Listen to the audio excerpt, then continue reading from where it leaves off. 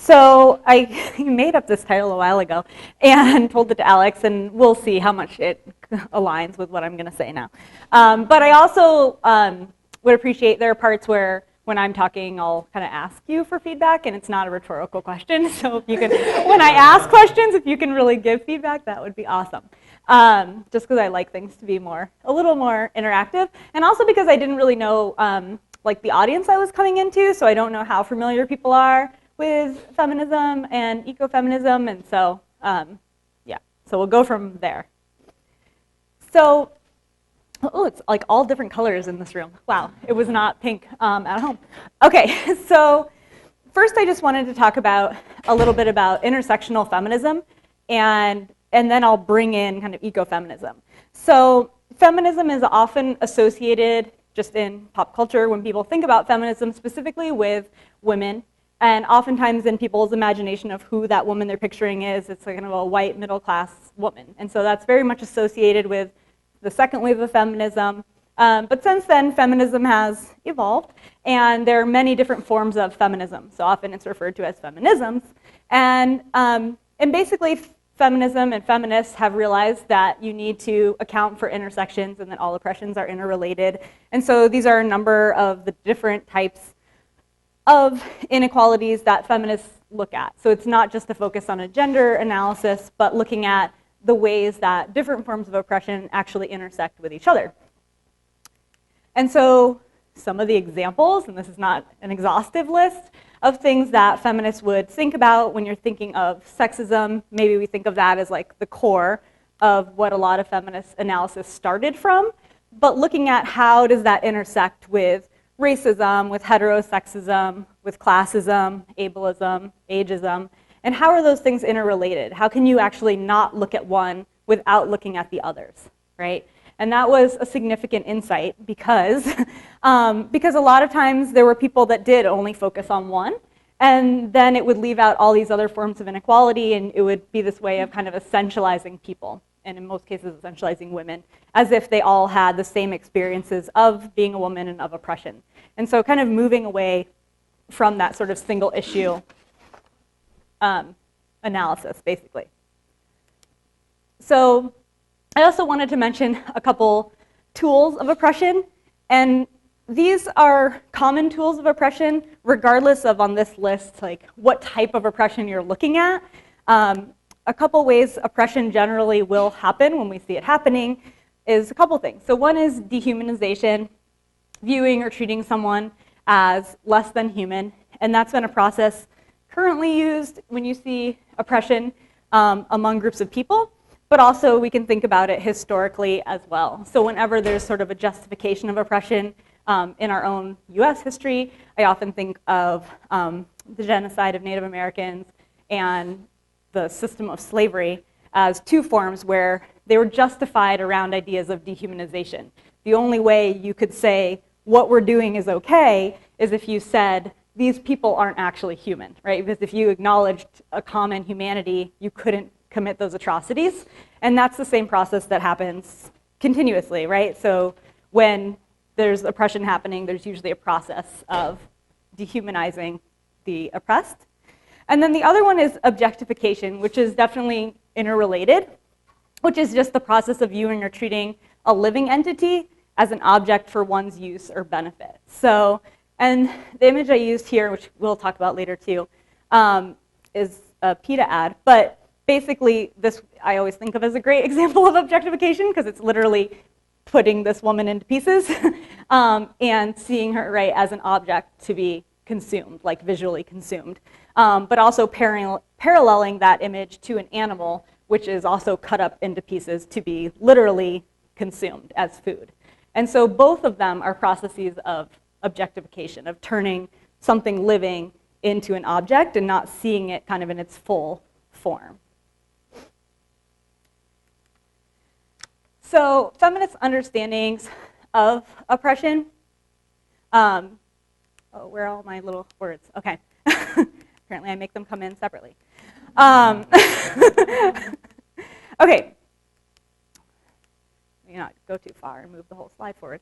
Okay, so basically feminists understanding this, looking at our society, if our society is capitalist patriarchy, that it's kind of divided up into these hierarchies, right? Where certain people are seen as more valuable. So there's an arrow right here. So more privilege, more value in the categories kind of up here, and then less privilege, marginalized or oppressed, and less valued in society as you move kind of down the triangle. And so that's where a lot of feminist analysis is today, is looking at these intersections of people and looking at how oppression plays out in our society, and not just meaning US society, but globally as well. But I would say, and this is my first non-rhetorical question to you, where that it does still, right, leave out an analysis of non-human animals and the environment. Like, we generally don't include that when we talk about these forms of oppression. So where would you put, like, where would the environment go, or non-human animals go? Huh? At the bottom? Yeah. So probably towards the bottom, or maybe at the very bottom. Yeah. Can I add a suggestion? Yeah. You might want to think about, when I'm looking at this, Yeah. you have men and women, Mm-hmm. rather than people of color, Mm-hmm. you should say men of color. Well, that's one thing I was going to say, is that in doing this, I would have to make really long kind of titles for various identities, because even by putting men there, I mean, I put white up there as a racial category, but just by putting men up there, like, there's different categories of men that would be, like, not all at the top, right? Depending on who they are. So, yeah. Yeah, yeah. Yeah, so separating them out. No, I hear you. And I'm sure there are full categories I'm leaving out. It's more just to give a general idea, but I totally hear what you're saying in terms of separating out men and women of color. Yeah, here and then right there.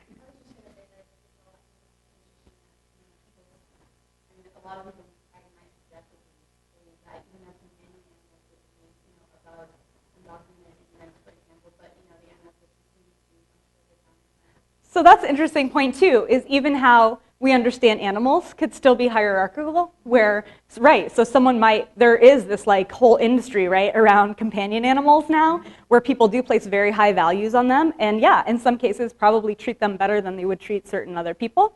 But then in other cases, if they also consume them, those animals would be seen as different. So how we even, within the category of non-human animals, could still have a hierarchy within that category. Yeah. Yeah. Oh, here, actually, and then here.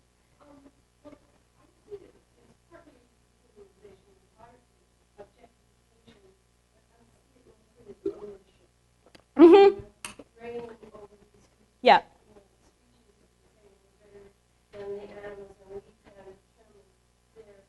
Exactly. Exactly. Yeah.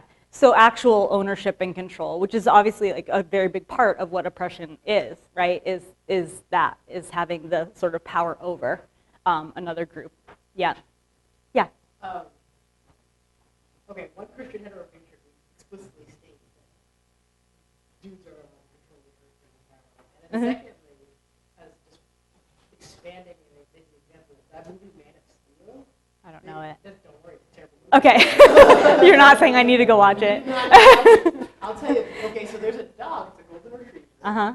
And they sacrifice their father for the dog, but I've been in poor communities for a long time, and no one in the poor community would sacrifice a member of the family for their dog, but they let their father die over the companion animals like a Oh, that's interesting. and they were farmers on top of it. So they're not Okay. going to the rest of the chickens. Right, so kind of what she was saying as well, just hierarchies, even how we see animals within the category of non-human animals, but then also compared to certain people. Yeah. Yeah. We're getting there. Yeah, well, this is exactly what leads into it, is where is this analysis? And that's where ecofeminism is going to come in. Yeah. I think, very good question. I think as long as it's oppression of people, like animals don't see, so they see the connection between the environment and animals to the practice of people. And also the economic nature of it. Yeah. For me, I'm a vegetarian. Uh-huh. Starting from that basis, because Right, right. Like going back to the ownership They're part. not as like this Yeah. people over here, nature Yeah. and animals over here, but like this artificial separation. Right. Right, exactly. And building that connection. Yeah. I saw one more hand. Yeah. I think the hierarchy also has features that marginalize people with environments are also marginalized, whereas the environment Yes. those who are more privileged, those are protected. Yep, exactly. So how we value certain nature as well is hierarchical too, depending on which people it's associated with and that types of marginalization. Yeah.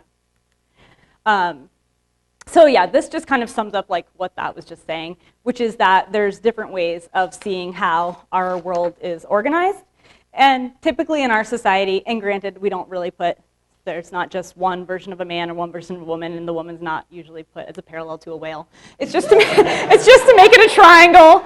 I didn't make this. But I do think it's a good illustration, and like exactly what some folks were bringing up in terms of how even within animals and then even within like nature that there's a hierarchy there as well. And so it's seen as this very hierarchical structure. And I think like you brought up, like in Christian heteropatriarchy, so in a lot of our narratives of the world and how it exists and why it exists, it is like man, quote unquote, dominion over everything, right? And then in an ecological perspective, which I think is what you were just saying, is seeing things as interconnected and these struggles as interconnected and understanding that we need to understand them that way to really to survive, right? And that's, I think, where we get to the power of valuing non-human animals too in the environment is understanding like we need them to literally survive, like it's not a choice. Yasmin?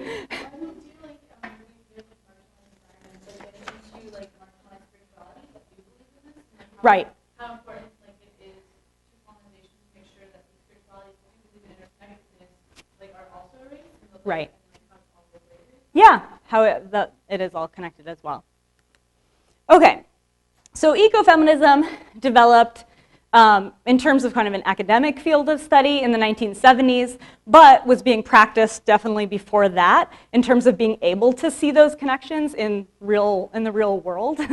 And basically it is exactly that. It's understanding the oppression of nature, of the environment, of non-human animals as being like fully interconnected with the oppression of women is how it was first talked about in terms of ecofeminism, but now I'll, to talk about it more broadly just in terms of how it's connected to all forms of oppression.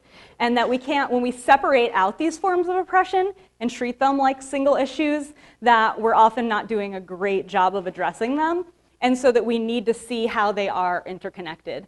And a lot of times, even though ecofeminism, like I said, in terms of being around as part of a feminist theory and a type of feminism, has been around now for a long time, it's still not well integrated into our understanding of intersectionality. So we still really prioritize human inequalities, and the environment and non-human animals are often still left out. Not always, but often. Yeah. And so there are all kinds of ecofeminisms. There's a long history of different forms. Some are spiritual ecofeminisms, like Yasmin was kind of referencing, and understanding kind of women and nature as interconnected in a kind of deep way. Some are more socialist ecofeminisms, understanding the material realities of how, one example, like you look at climate change today and how the effects are very gendered. And so looking at how it's often women who are more connected to nature, but not inherently, but because they're the ones doing that type of labor of making sure they're making the food for their family and getting the water for the house and taking care of those things. And so as climate change happens, they're feeling an impact, a very gendered impact first. And so there are different ways of understanding the relationship, but the core of ecofeminisms is just understanding these oppressions as interconnected. And so one of the ways I feel like visually, I was like thinking which way to go to talk about it today. And I'm going to go this way.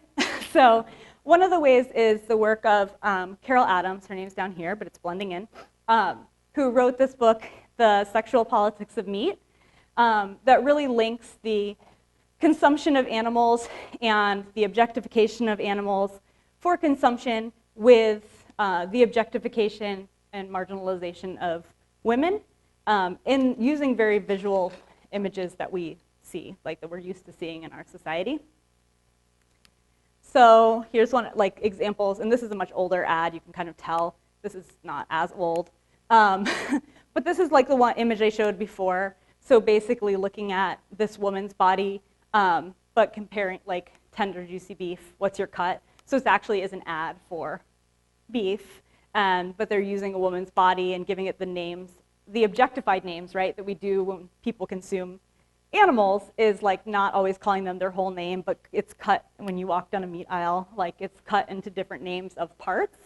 And women's bodies are often talked about in a similar way, where they're talked about as like, you know, someone could be like an ass man or tits or whatever, but it's like parts, right? As opposed to seeing like a whole person.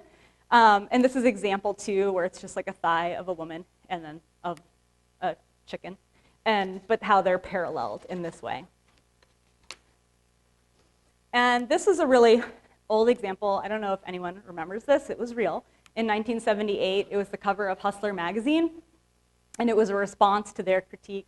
People were critiquing, feminists were critiquing Hustler and saying that they, you know, hang women up like pieces of meat, and that was Hustler's response. So they were like grinding a woman up, like, and she's coming out ground meat. And then this was a more recent ad, and it was just showing how it might not be connecting it as much to animals here, but how it's also still objectifying by just showing a piece of a woman, like without any, you know, the rest of her body. And so it's a common way that women and animals are shown in our society as just pieces, right? And going back to the beginning, like that's a way that oppression always happens. Okay, it's not gonna get better for a minute, so I don't know if I'm gonna like, it might get a little better, but yeah. So we still have this strong association too in terms of meat consumption. So now we're moving into like fully recent, more recent advertisements. So this is actually an advertisement for a microwave. And the text of it reads, "Chicken never looked so good in a microwave." And so again, you can see how it's like paralleling it to like a woman in a bikini. And so there are all these parallels. And turning people in marginalized peoples into animals is another way of the process of dehumanization. So we already, you know, like are using animals as meat for consumption, but then oftentimes women, people of color are often also compared to animals as a way of furthering oppression of human groups. And then masculinity is strongly associated in our society with meat consumption. And there's actually, you can see right lately, I feel like a pushback against vegetarian and veganism, not because the numbers have gone like soaring high or something, but like I just saw like the new McDonald's campaign, although was it you, Alex, that told me they're doing worse since they put it out there? Their profits have gone down, but they have their big McDonald's ads that say meatitarian or whatever.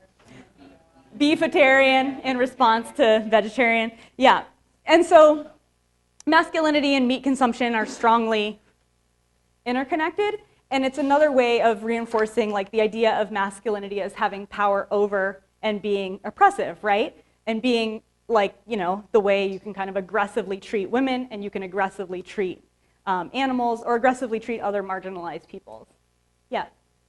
You know, I've heard studies where meat has a psychological effect. It's kind of like a cycle. High meat consumption raises testosterone, Mm-hmm. which has a psychological effect that, you know, raises competitiveness, raises aggressiveness. Mm-hmm. That's interesting. So that can also affect the ego. Yeah, yeah, so that it's kind of fueling itself in a way. Yeah. And hasten objectification. Mm-hmm. And then the need for more meat. Mm-hmm. And it becomes kind of cyclical. Yeah. Mm-hmm. Yes, here and then there.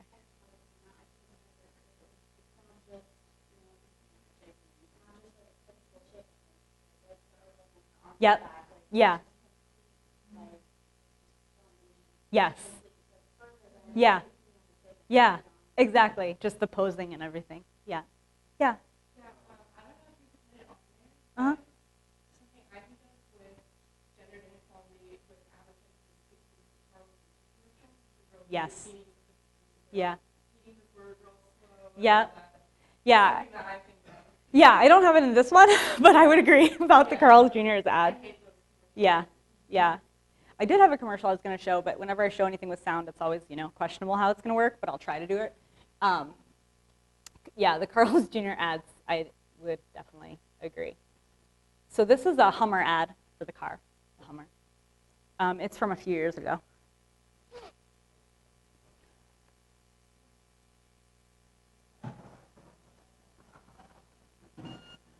He's buying tofu. He's a man buying tofu. Next to a man buying a lot of meat. He sees an ad for Hummer.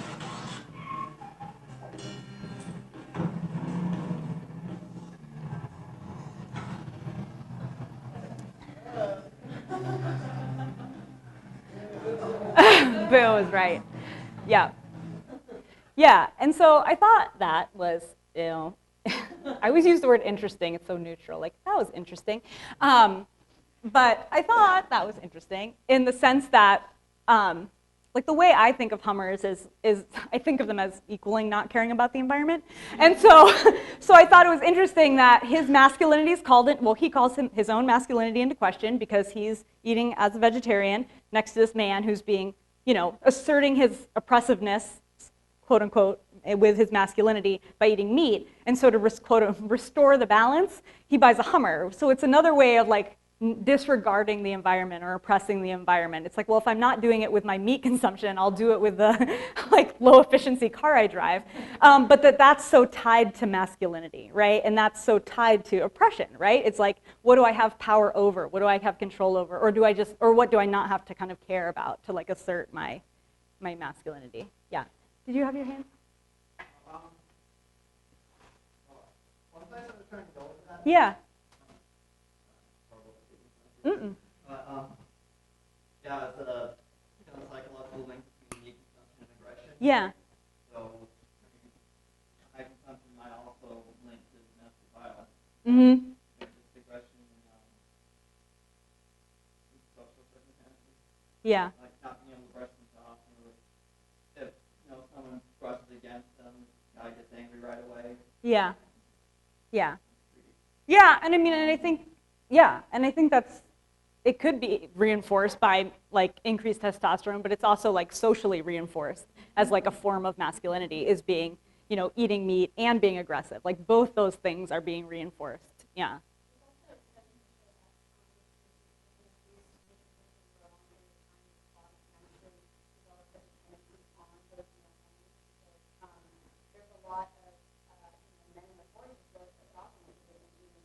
So much meat. Yeah.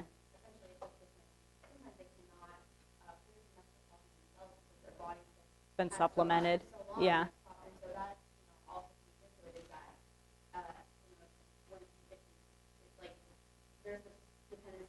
Mm-hmm. Yeah. Yeah. I have a mom who always tells me it's not good for me to eat soy. Uh-huh. Well, it's not good for men. Oh, because of estrogen? Yeah. Because of high estrogen. Mm-hmm. But That's interesting. That's what people worry about.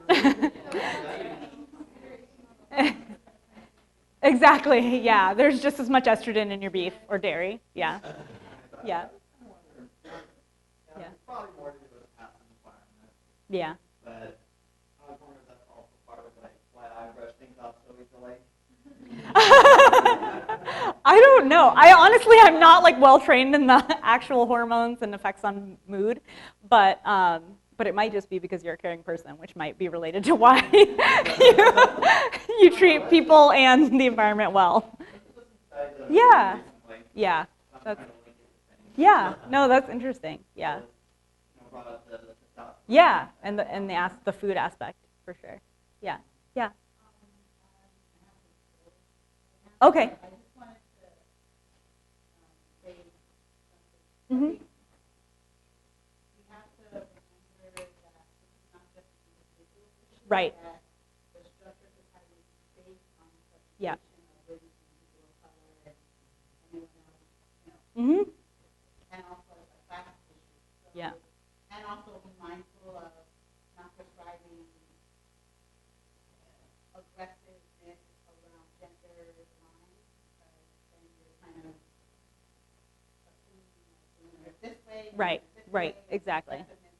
Yeah, like not seeing those things as inherent. Yeah, yeah, Also, how we're socialized to think about. yeah, yeah, yeah, yeah, yeah, yeah, Get stuck on what you, how you right, big planet versus like the oil company, right, you know, that yeah, makes a larger impact on the environment than yeah, not that exactly. we should count as a save the planet. But Yeah, yeah, yeah.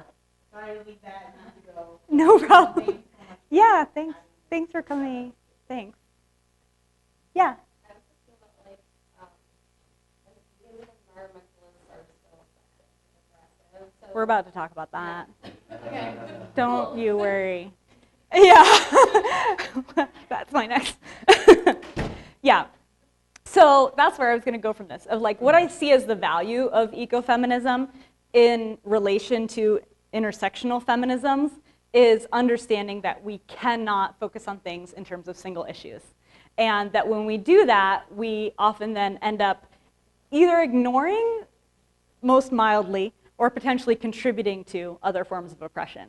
And so I was talking to Yasmin about this right before this talk and saying how that's not to say that each person doesn't have their own passion or like issue that they particularly want to work on, but that you do it with the consciousness of how it relates to other forms of oppression and inequality. Because we don't lead single issue lives, and there aren't real single issue issues, that all these things are connected to each other, and seeing them that way is really important. And so incorporating the environment, non-human animals into feminist movements, I think even though a lot of feminists have increased their intersectional analysis, I think we're still not doing a good job in terms of bringing in non-human animals and the environment. And I think that that needs to happen more, and that ecofeminism should be something that everyone who identifies with feminism at least knows about, but also just, even if you don't call it ecofeminism anymore, that you have some analysis of why the environment matters and why you as a feminist should care, and same thing with non-human animals. And integrating the oppression of the environment and non-human animals is just, it's still not happened as much as it should. This is kind of a random picture, but it's because today was World Water Day, which I didn't see any feminists online talking about. But it just made me think of the whole eating beef thing too, and just how all these issues are interconnected too. So thinking of these things as like, a lot of times when we do talk about individual actions, it's related to showers or drinking water or whatever, but thinking of how meat consumption is linked as well. Yeah. Has not the issue of climate change really exponentially raised feminist awareness? I don't think so. I don't. I think. Oh yeah. How much the methane capture plant contributes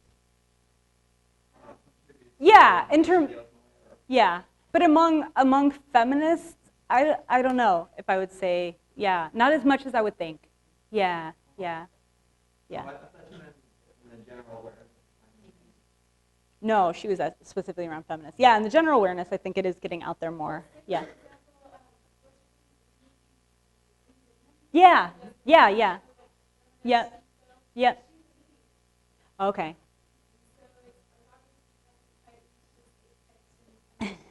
Yeah. Right. Yeah. Yeah. Yeah. Yeah. Yeah.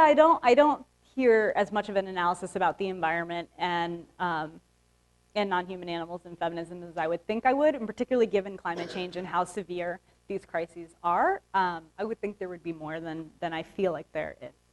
Yeah. Yeah.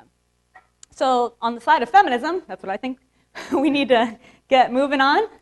And then this is where, on the side of some of the problems that you were mentioning, in terms of the side of animal rights, that sometimes, and I know a lot of people, I mean, PETA is a particular example, but the way they use it gets back to this point of single issue politics, right? Because PETA is also unapologetic, because they say, well, this is what works and we know it works, and we do the best in terms of protecting animals, and so if this is how we need to do it, that we need to play into like body shaming among women and objectification of women, and even making like, reference to domestic violence, like, we'll do it, right?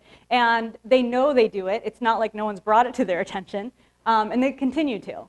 And so I think it shows that lack of intersectionality, right? Where it's saying, this is the issue we care about, and we're not going to connect it to these other forms of oppression. And in fact, in this case, we're going to play into it because society goes for this, and we know that. And so, what if, like, that would be the issue if any type of movement for social justice was doing this? You can't, ideally would not want to play into other forms of oppression to promote equality around the issue that you particularly care about. So that's what I meant too when I was saying, like, we need to see how all these things are interconnected. And maybe you have a particular issue you're working on, but you wouldn't want to do it in a way that reinforces other forms of inequality. Did you want to add something? Because I know that you were going to bring up, like, you were talking about. Oh, I mean, just because we're talking about how meat might add to aggression or something, but I feel like being vegan doesn't necessarily take that away. And also, you had that picture of, like, real men Yeah. eating meat, and little vegans say all the time, like, oh, real men are vegan. Like, Yeah. okay. Yeah. Yeah. Such a binary. Right. Like, real men, real women. Right. Where do gender queer individuals Right. Yeah. Yeah, and so it's still playing into a binary as well, or co-opting that language. Like, if it's what's important as being a real man and it's tied to meat eating, we'll say it, but tied to veganism to promote veganism, but it's still allowing this idea of, like, masculinity. Yeah. So basically moving towards connecting struggles and bridging more ways to work together. Because I think that's where a lot of sort of promising activism is, which it sounds like is what a lot of what you're doing with this conference is trying to bridge bridge different people's knowledges, different people's activism, different people's expertise. And I think that's where a lot of, like, the strength of movements comes from, because we all do have, like, different areas or passions or expertise. But when we come together, we can at least understand where each other are coming from better and maybe enhance the different movements or issues that we care about. And then to at the very least, even if it's not like that we're coming together to work together in a coalition around a particular issue, that we're conscious about at least not reinforcing injustices in whatever form of organizing we're doing. Because I think that's where then we're just doing the same sort of thing, where we're playing into different forms of oppression, as opposed to making sure we're challenging them. So that's all I was going to say, but I'd love to hear what other people think and want to say, because I feel like you all are having a lot to say. Oh, thanks.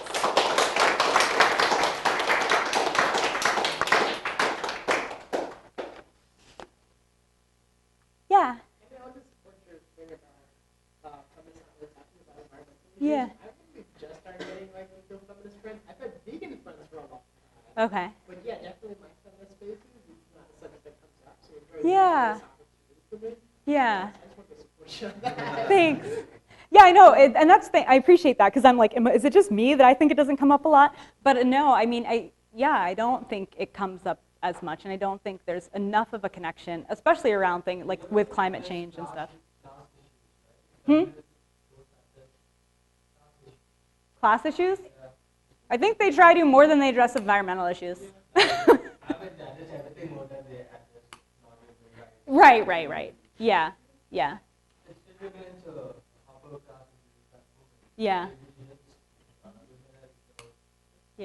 Actually, speaking of, though, addressing ecofeminism, we are actually having an indigenous ecofeminism feminist speaker come speaking. Right, no. Right, in the mainstream feminism movement, you don't hear it. Yeah. No, but I was saying we're actually having a speaker come to our campus next month. So maybe I can send it to you and you can send it out to folks. But Winona LaDuke is going to be speaking here about environmental activism, so specifically related to indigenous strategies. So, yeah. Why you feel that ecofeminism is not talked a lot about in feminist discourses? Why I think it's not? Yeah. So part of why I think it's not is I do think ecofeminism, like, I kind of integrated it, talking about it after intersectionality, but really it was kind of brought about in the 70s by some Native American feminists, but also some white white, more middle-class feminists. And I think it's largely associated with binaries and with not really moving forward with the rest of feminism in terms of being more intersectional. And so I think a lot of people write it off as opposed to trying to engage it and say, what does it have to offer? Like, if maybe it wasn't doing certain things, like making connections to race and to other forms of inequalities, but what did it contribute? And where can we kind of go from there? Yeah. Yeah.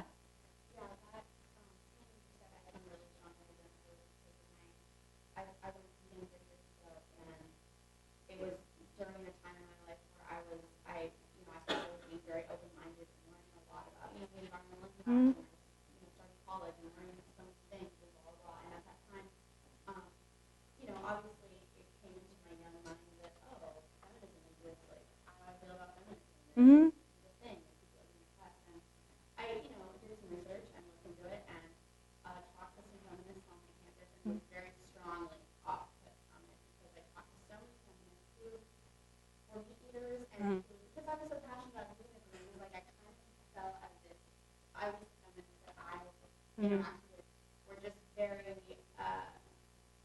full of pride in themselves and not humble and not really they seem to almost embrace depression as a way of unifying themselves and as overcoming it and being stronger and not necessarily pursuing truth or pursuing there's a question on all fronts. And I feel Okay. like what he said about why perhaps it's not more common for them to do it. That really helped me. I kind of am now wondering the same as well because Okay. back then when obviously I'm more educated now, but back in the day I used to be very anti-feminist because I was upset that people who have all these rights Yeah. are walking around and I don't they care think about that this issue their also. oppression is somehow more important than the animal lives that are Yeah. suffering. So I kind of developed this concept, but Yeah. I think it ties into how if you're a feminist and you're strong about something, you want to have that unity. So Yeah. it appeals to a very inequality and the overall question. Let's resonate with that and Yeah. hold that up. So it's Yeah. Yeah, but I think what you're saying also gets back to like that ability to at least be open to understanding like how those things are connected and not just focusing on one type of oppression, but understanding how they all reinforce each other. and how important that Yeah. really is. Yeah. Yeah, Alex and then Yasmin. I feel like a lot of these comments are taking into account that there are different levels of feminism. Right, Like, different yeah, types. Yeah, yeah. Right, yeah, there are little types. Of course, there is the single issue, Right. white liberal feminism that most of us see in the media. Right, we see exactly. That doesn't take into account class Mhm. race, but we've moved on so far. It's really hurtful to hear that there's so many people with archaic views. Mm-hmm. Yeah, yeah. Yeah, there are absolutely different forms of feminism. And so, yeah. But I could see also how you run into a few people and they tell you they're feminists. And if you don't have, like you said, you've learned more now. But if that's like your first encounter, I can see why that's also. Well, I just wanted to mention that it's important to recognize, in all areas, I mean, in feminism and organizations for racial equality, and all of the organizations are going to be very powerful about those specific issues, even if that's what's not Mhm. talking about. So, Yeah, yeah, yeah. Yeah, and understanding. Yeah, exactly. Understanding the connection. Yeah. Yasmin?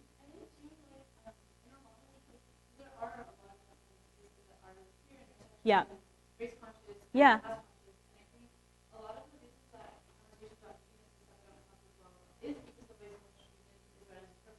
Right. And how there is a lot of accessibility of certain ways of eating to folks who are white people. Yeah.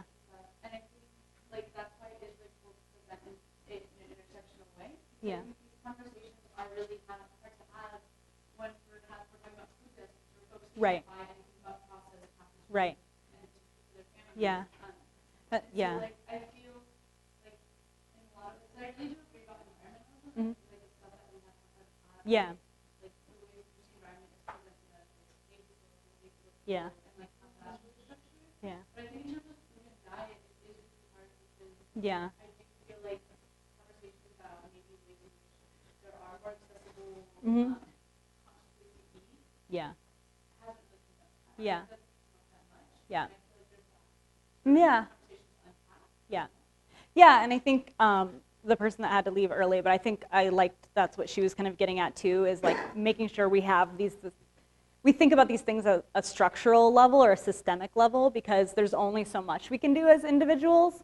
And so that's why I would say, I mean, I personally do feel like I've moved a little bit away from the term ecofeminism to more of the term environmental justice, just because I think that more broadly captures an intersectional approach.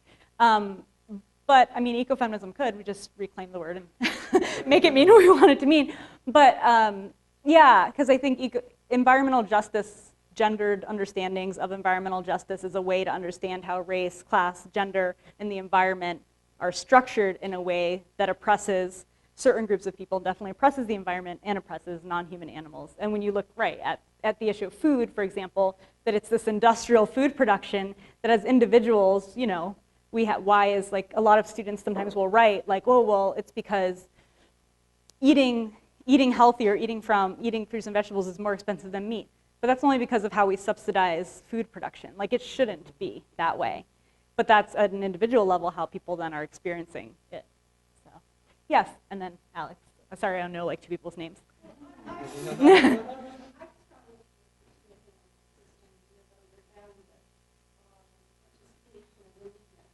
Yeah. Yeah.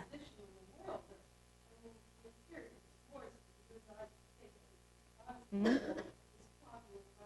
Mm-hmm. Mm-hmm.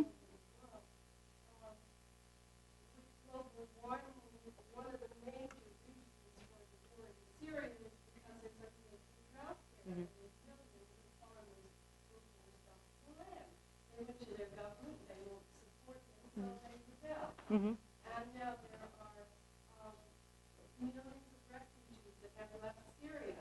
The men primarily the state fight, and the refugees are women. Mm-hmm. Mm-hmm. And they're trying to make a life in the refugee camps, and some of them are forced into prostitution, just in order to support their children and give them food. Mm-hmm. And it is so interconnected, I think. Yeah. Mm-hmm. Mm-hmm. Mm-hmm.